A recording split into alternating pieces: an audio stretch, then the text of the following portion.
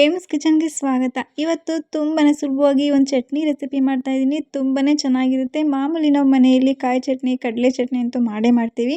ಹೋಟ್ಲಲ್ಲಂತೂ ಕೂಡ ಅದೇ ಇದ್ದೇ ಇರುತ್ತೆ.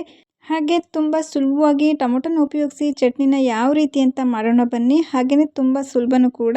ಬನ್ನಿ ಇವಾಗ ಶುರು ಮಾಡೋಣ. ಮೊದಲಿಗೆ ನಾನೊಂದು ಪ್ಯಾನ್ ತೊಗೊಂಡಿದ್ದೀನಿ. ಅದಕ್ಕೆ ಸ್ವಲ್ಪ ಎಣ್ಣೆಯನ್ನು ಹಾಕಿ ನಂತರ ಕಡಲೆಬೇಳೆಯನ್ನು ಹಾಕ್ಕೊತಾ ಇದ್ದೀನಿ. 2 ಸ್ಪೂನಷ್ಟು ಇದೇ ಮೇಯ್ನು. ತುಂಬ ಚೆನ್ನಾಗಿರುತ್ತೆ ಕಡಲೆಬೇಳೆ ಉಪಯೋಗಿಸಿ ಮಾಡ್ಕೊಳ್ಳೋದ್ರಿಂದ. ನಂತರ ಇಲ್ಲಿ ಈರುಳ್ಳಿಯನ್ನು ಹಾಕ್ಕೊತಾ ಇದ್ದೀನಿ. ಈರುಳ್ಳಿ ಒಂದು ಅರ್ಧ ಈರುಳ್ಳಿ ಮಾತ್ರ ಉಪಯೋಗಿಸ್ತಾ ಇದ್ದೀನಿ. ಈರುಳ್ಳಿ ಕೂಡ ಸಾಫ್ಟ್ ಆಗಬೇಕು. ನಾವು ಚಿತ್ರಾನ್ನ ಮಾಡ್ತೀವಲ್ಲ ಯಾವ ರೀತಿ ಆವಾಗ ನಾವು ಈರುಳ್ಳಿನ ಬೇಯಿಸ್ಕೊತೀವಲ್ಲ ಆ ರೀತಿ ನಾವು ಬೇಯಿಸ್ಕೋಬೇಕು. ನಂತರ ಇವಾಗ ಬೆಳ್ಳುಳ್ಳಿಯನ್ನು ಸೇರಿಸ್ಕೊತಾ ಇದ್ದೀನಿ. ಒಂದು ಸಣ್ಣದಾಗಿರೋ ಗೆಡ್ಡೆ ಬೆಳ್ಳುಳ್ಳಿ. ನಂತರ ಹಸಿರು ಮೆಣಸಿನ್ಕಾಯಿ ತೊಗೊಂಡಿದ್ದೀನಿ 2. ನಂತರ 2 ಬ್ಯಾಡಗಿ ಮೆಣಸಿನ್ಕಾಯಿ ಮತ್ತು 1 ಗುಂಟೂರು ಮೆಣಸಿನ್ಕಾಯಿಯನ್ನು ಹಾಕ್ಕೊಂಡಿದ್ದೀನಿ ಹಸಿರು ಮೆಣಸಿನ್ಕಾಯಿ ಖಾರಕ್ಕೆ. ನಂತರ ಇದು ಕೂಡ ಒಂದು 2 ನಿಮಿಷ ಹಾಗೆಯೇ ಫ್ರೈ ಆದ ನಂತರ ಇಲ್ಲಿ ನಾನು ಟೊಮೊಟೊ ಹಣ್ಣನ್ನು ಉಪಯೋಗಿಸ್ತಾ ಇದ್ದೀನಿ. ಹಣ್ಣಾಗಿರೋ ಟೊಮೊಟೊ ಹಣ್ಣನ್ನು ಉಪಯೋಗಿಸಿ ತುಂಬಾ ಚೆನ್ನಾಗಿ ಬರುತ್ತೆ. 2 ಮೀಡಿಯಮ್ ಸೈಜಷ್ಟು ಟೊಮೊಟೊ ಹಣ್ಣನ್ನು ಸೇರಿಸ್ಕೊಂಡಿದ್ದೀನಿ. ತುಂಬ ಚೆನ್ನಾಗಿರುತ್ತೆ ಟೇಸ್ಟು. ನಮಗೆ ಒಂದೇ ಥರ ಚಟ್ನಿ ತಿಂತಾ ಇದ್ದೀವಿ ಅಂತಲೇ ಅನಿಸೋದಿಲ್ಲ. ಟೊಮೊಟೊನೂ ಕೂಡ ಪೂರ್ತಿ ಸಾಫ್ಟ್ ಆಗಬೇಕು, ಆ ರೀತಿ ನಾವು ಬೇಯಿಸ್ಕೋಬೇಕು. ನಂತರ ಇಲ್ಲಿ ಕೊಬ್ಬರಿಯನ್ನು ಸೇರಿಸ್ಕೊತಾ ಇದ್ದೀನಿ. ನೋಡಿ, ಕೊಬ್ಬರಿ ಹಾಕ್ಕೋಬೇಕು. ಕೊಬ್ಬರಿ ಹಾಕ್ಕೊಂಡ್ರೇ ಟೇಸ್ಟ್ ತುಂಬಾ ಚೆನ್ನಾಗಿ ಕೊಡುತ್ತೆ. ಇಲ್ಲಿ ಸ್ವಲ್ಪ ಕಾಯಿ ಕೂಡ ಸೇರಿಸ್ಕೋಬೋದು. ಅದಕ್ಕಿಂತ ಕೊಬ್ಬರಿ ಹಾಕಿದರೆ ತುಂಬಾ ಚೆನ್ನಾಗಿರುತ್ತೆ. ಈಗ ಟೊಮೊಟೊ ಕೂಡ ಸಾಫ್ಟ್ ಆಗಿದೆ. ಟೊಮೊಟೊ ಸಾಫ್ಟ್ ಆಗಿದ ನಂತರ ಇಲ್ಲಿ ನಾನು ಕೊತ್ತಂಬರಿ ಸೊಪ್ಪನ್ನು ಹಾಕ್ಕೊತಾ ಇದ್ದೀನಿ. ಸ್ವಲ್ಪ ಕೊತ್ತಂಬರಿ ಸೊಪ್ಪನ್ನು ಹಾಕ್ಕೊಂಡು ಒಂದು 2 ನಿಮಿಷ ಹಾಗೆಯೇ ಕೈ ಆಡಿಸ್ಕೊಳ್ಳಿ ಅಷ್ಟೇ.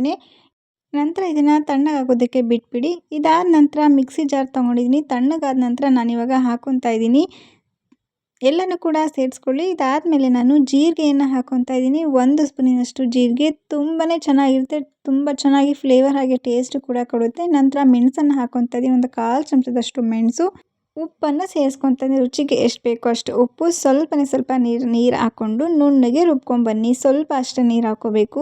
ನಿಮಗೆ ಚಟ್ನಿ ಕನ್ಸಿಸ್ಟೆನ್ಸಿ ಯಾವ ರೀತಿ ಬೇಕೋ ಅಷ್ಟು ನೀವು ನೀರನ್ನು ಬಳಸ್ಕೊಳ್ಳಿ. ನೋಡಿ, ಇವಾಗ ನಾನು ಪಾತ್ರೆಗೆ ಸೇರಿಸ್ಕೊಂಡಿದ್ದೀನಿ. ನಿಮಗೆ ಚಟ್ನಿ ಹೀಗೆ ಗಟ್ಟಿಯಾಗಿದ್ದರೆ ಹೀಗೂ ಕೂಡ ಬಳಸ್ಕೊಬೋದು. ನಮಗೆ ಇನ್ನೂ ಸ್ವಲ್ಪ ತೆಳ್ಳಗೆ ಬೇಕಂದರೆ ಸ್ವಲ್ಪ ನೀರು ಹಾಕಿ ಕೂಡ ನಾವು ಮಿಕ್ಸ್ ಮಾಡ್ಕೋಬೋದು. ನಾನಿಲ್ಲಿ ಸ್ವಲ್ಪ ತೆಳ್ಳಗೆ ಮಾಡ್ಕೊತಾ ಇದ್ದೀನಿ. ಇಡ್ಲಿಗೆ ಸ್ವಲ್ಪ ತೆಳ್ಳಗಿದ್ರೆ ತುಂಬಾ ಚೆನ್ನಾಗಿರುತ್ತೆ, ಅದಕ್ಕೋಸ್ಕರ. ನಂತರ ಇವಾಗ ಇದಕ್ಕೆ ಒಂದು ಸಣ್ಣದಾಗಿ ಒಗ್ಗರಣೆ ಕೊಟ್ಟರೆ ನಮಗೆ ತುಂಬಾ ಚೆನ್ನಾಗಿರುತ್ತೆ ಟೇಸ್ಟು. ಒಗ್ಗರಣೆಗೆ ಎಣ್ಣೆ, ಸಾಸಿವೆ ಮತ್ತು ಕರಿಬೇವಿನ ಸೊಪ್ಪು ಇಷ್ಟನ್ನು ಮಾತ್ರ ಹಾಕ್ಕೊಂಡಿದ್ದೀನಿ ಅಷ್ಟೇ. ನೀವು ಕಡಲೆಬೇಳೆ, ಉದ್ದಿನಬೇಳೆ ಕೂಡ ಬಳಸ್ಕೋಬೋದು. ಇಷ್ಟು ಹಾಕಿದರೆ ಸಾಕು. ಎಲ್ಲನೂ ಕೂಡ ಚೆನ್ನಾಗಿ ಮಿಕ್ಸ್ ಮಾಡ್ಕೊಳ್ಳಿ. ಇಡ್ಲಿಗಂತೂ ತುಂಬಾ ಚೆನ್ನಾಗಿರುತ್ತೆ. ಹಾಗೆ ದೋಸೆ, ಚಪಾತಿಗೂ ಕೂಡ ತುಂಬ ಚೆನ್ನಾಗಿರುತ್ತೆ. ನೀವು ಕೂಡ ಖಂಡಿತ ಒಮ್ಮೆ ಟ್ರೈ ಮಾಡಿ ನೋಡಿ. ಈ ರೆಸಿಪಿ ನಿಮಗೆ ಇಷ್ಟ ಆಗಿದೆ ಅಂತ ಅಂದ್ಕೊಂಡಿದ್ದೀನಿ. ಇಷ್ಟ ಆಗಿದರೆ ಸಬ್ಸ್ಕ್ರೈಬ್ ಮಾಡಿ, ಸಪೋರ್ಟ್ ಮಾಡಿ. Thank you for watching.